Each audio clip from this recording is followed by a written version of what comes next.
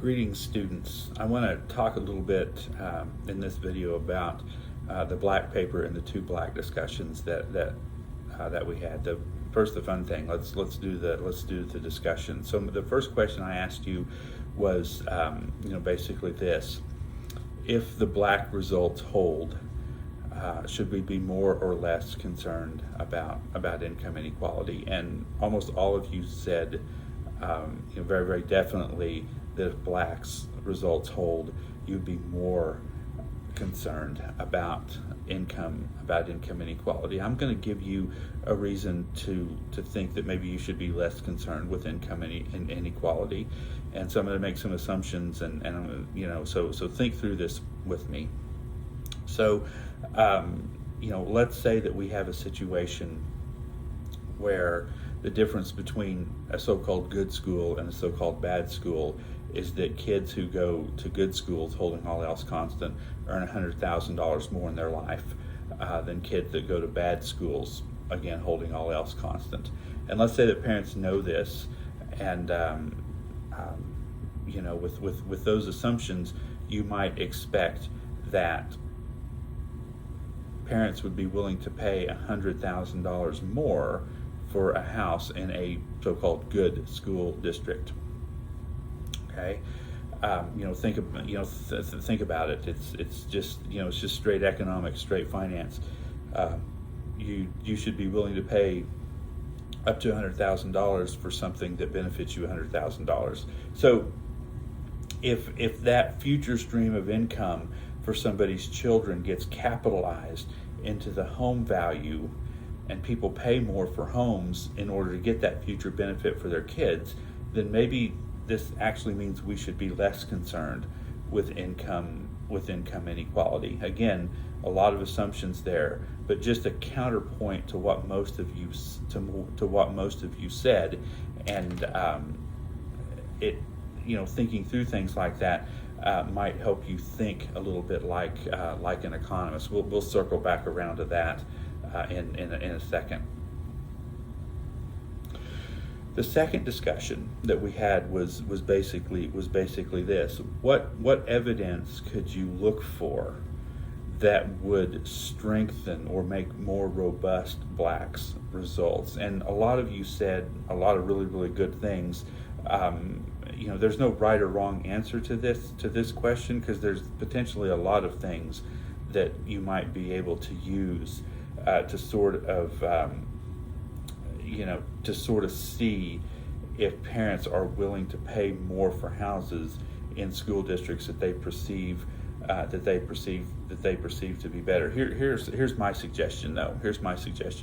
If this is true, okay, if two houses are the same, except for one of them is in a good school district, however that's defined, and another one is in a bad school district, no matter how that is defined, and the neighborhood characteristics are the same, square footage is the same, the age of the house is the same, the amenities, all of these things are the same, and the only thing that is different, everything else is held constant with the statistics.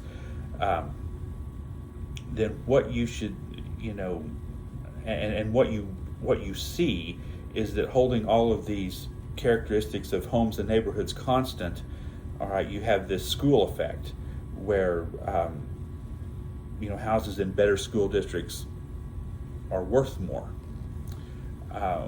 If that were true, what I would expect to see is that these houses are going to tend to be purchased by people with kids. All right, and they're going to tend to be sold when the kids grow up and leave school. So, to perfectly illustrate this point, what you would see is you would see parents buy these houses when their oldest kid, when their firstborn kid is 4 or 5. All right, and then they would sell these houses, all right, when their youngest child left the school. Okay, because think about what the incentive would be for this. You have a house that's worth $100,000 more, for instance, because it's in a good school district. You could sell that house and go buy a house in a bad school district that was exactly the same as the one that you sold, and you could pocket $100,000. Okay, you could pocket $100,000. So I would, if the school effect is real, I would expect to see a pattern of who bought and sold these houses. And if you didn't see that pattern, you would have some explaining to do. All right, I really think you would have some explaining to do. So, why is somebody that doesn't have kids, why are they willing to pay so much more for a house? Because of the school districts that it's in. All right, so if that's the case, you might be picking up things that you don't think you're picking up. All right, now as an aside, I think that would be an incredibly, interesting. It would be an incredibly interesting result in and of itself. Okay, so that's sort of my answer to number 2. All right, what about the black paper itself? The black paper is an extremely innovative paper, or at least it was when it was written. I don't think it would be considered all that innovative if it were written today. But what you had was the author, what Professor Black did was exploited the fact that neighborhoods tend to be very, very smooth in terms of their characteristics. All right, so the quality of parks, the sort of the whole character of the neighborhood, and what might make someone pick a house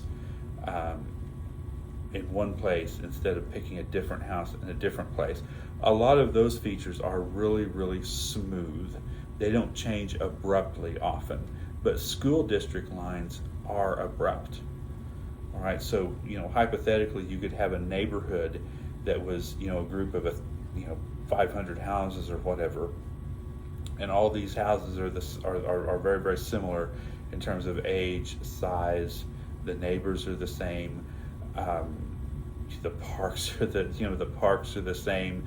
The for lack of a better word, the character of the neighborhood is the same.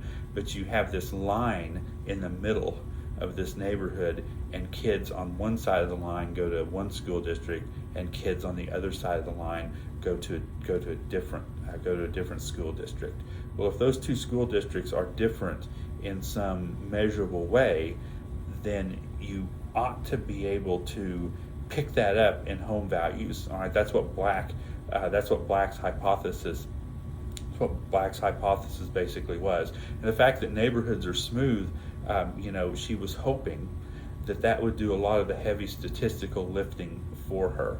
So, you can also add square footage. You can also add, like number of bathrooms, size of the yard, things like that. But since the transition across a neighborhood is going to be really, really smooth, that is going to, like I said before, do a lot of this heavy statistical lifting, for the researcher. And Black got some really, really good results, and she suggested that parents were willing and able to pay more for schools, for houses and schools that had higher test scores. So, incredibly interesting result. The paper is really, really relevant because it uses techniques that were basically pioneered by David Card and others. And David Card, of course, is the person that won the Nobel Prize in economics. His sort of revolution in applied statistics and applied econometrics is what he won the Nobel Prize for, and Black's paper uses some of those techniques. So anyway, good answers on the discussions. Great answers. On the homework for the Black paper and its relationship to Tibu. At least that's how I pronounced the other guy's name.